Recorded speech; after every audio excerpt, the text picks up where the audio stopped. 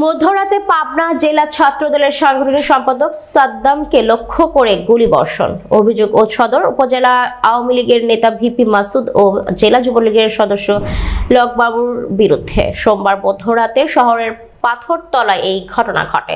তবে এতে কেউ হতাহত হয়নি। এলাকায় চরম উত্তেজনা বিরাজ করছে। কৃষ্ণপুর গোবিন্দ এলাকায় ছাত্রদলের ছেলেদের উপর আওয়ামী লীগের সন্ত্রাসীদের হামলায় ছাত্রনেতা মেহেদী হাসান জাহিদ সহ 4 জনকে রাজশাহী মেডিকেলে রেফার করেছে বলে জানা যায়। একই সাথে একাধিক এলাকার বারবার হামলা হওয়ায় শহরে আতঙ্ক বিরাজ করছে। প্রশাসন নজরদারি রাখলেও নিয়ন্ত্রণ করা সম্ভব হচ্ছে না। এই যে সবুজ, এই যে রুবেলের ছবিটা দেখেন, রুবেলের ছবিটা দেখেন, এই দেখেন রুবেল লকবাবুর সাথে, এই দেখেন এমপির গেঞ্জি পরে দেখতেন। আরো দেখাচ্ছি, এই দেখেন সব কমেন্ট।